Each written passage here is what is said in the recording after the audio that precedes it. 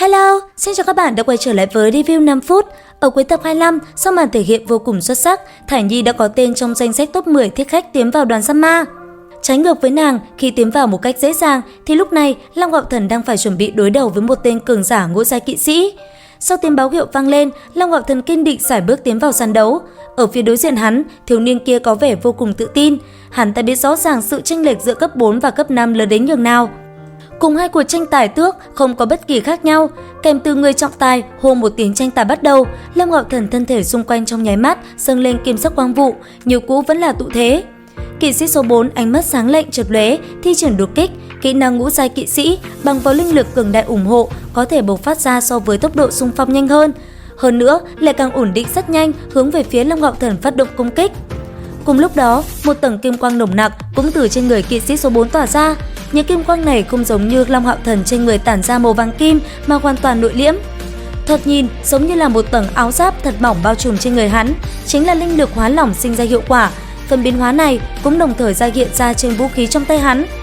Lúc này, kim quang kiếm lóng lánh nồng đậm chém thẳng vào đầu Long Hạo Thần. Hắn dùng hành động nói cho Hạo Thần biết, tụ thế đối với hắn vô dụng, hắn thậm chí khinh thường không thèm triệu hồi ra tọa kỵ của mình. Quang diệu chi thuẫn chính xác che chắn cự kiếm nổ vang lên, Long Hạo Thần lui về phía sau một bước, nhưng trên người quan chi phục cừu cũng lóng lánh nổi lên quang mang, kiếm quan trong tay trong nháy mắt chém ra. Một cỗ sức bật mạnh mẽ, cơ hồ nổ tung trong nháy mắt. Long Hạo Thần nhìn qua giống như bị đụng phải voi, cả người bị chấn bay lên không trung, bắn ra xa trên mặt đất. Đây chính là chênh lệch giữa tứ giai cùng với ngũ giai. Mặc dù Long Hạo Thần đã là đại kỵ sĩ cấp 9, nhưng đối mặt ngũ giai kỵ sĩ trong trạng thái linh dịch, so đấu về linh lực, hắn căn bản không có bất cứ cơ hội nào.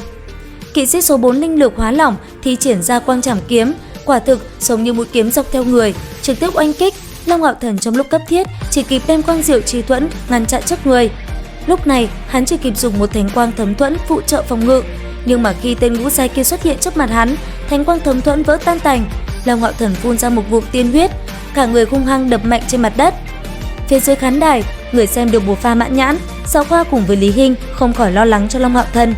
Long Hạo Thần hai tay cầm chặt chuôi kiếm quang, chống đỡ thân thể, ánh mắt cũng không hề chớp mắt nhìn chăm chú kỵ sĩ số 4.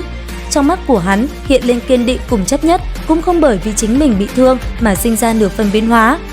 Lúc này, kỵ sĩ số 4 chạy tới trước mặt Long Hạo Thần tầm 3 thước, cự kiếm trong tay của hắn từ từ vung lên.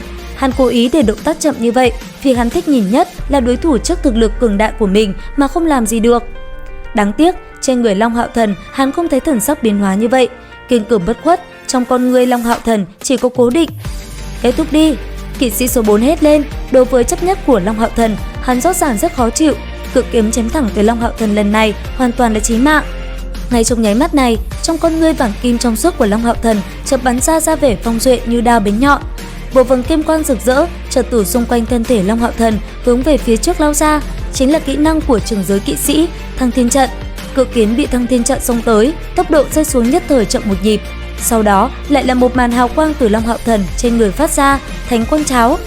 Long Hạo Thần ở Hạo Nguyệt Thành, mỗi ngày cùng Thiên Không kỵ sĩ Dạo Hoa đối luyện, làm sao có thể ngay cả ngũ giai kỵ sĩ một lượt công kích cũng đỡ không nổi đây.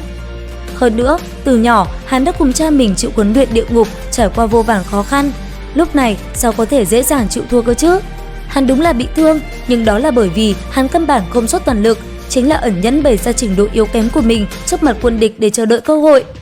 Cầm kiếm quan trên mặt đất chợt vung lên, mang theo một đao kim sắc quang mang nồng đậm. Cùng lúc đó, tay trái Long Hạo Thần vung ra, một đạo hỏa hồng sắc quang mang khác quét ngang ra, cùng với kim sắc quang mang tạo thành một đạo thập tự trảm. Lúc này, kỵ sĩ số 4 cùng Long Hạo Thần đã gần trong gang tấc. Hắn vạn lần không nghĩ tới Long Hạo Thần nhìn qua đã không có chút năng lực phản kháng nào, lại có thể dữ dội phản kích bén nhọn như vậy. Nhưng mà không hổ là ngũ giai cường giả, trong một cục diện bất lợi, hắn cũng chỉ bị Long Hạo Thần đẩy lui 2 bước mà thôi. Đây chính là ưu thế của trạng thái linh lực lỏng. Nhưng là lúc này cuộc chiến như mới chỉ bắt đầu. Liệu rằng Long Hạo Thần có còn lá bài tẩy nào để đối phó với gã ngũ giai này không? Cùng theo dõi kênh để biết thêm chi tiết nha. Video đến đây là hết rồi. Xin chào và hẹn gặp lại các bạn ở những video tiếp theo.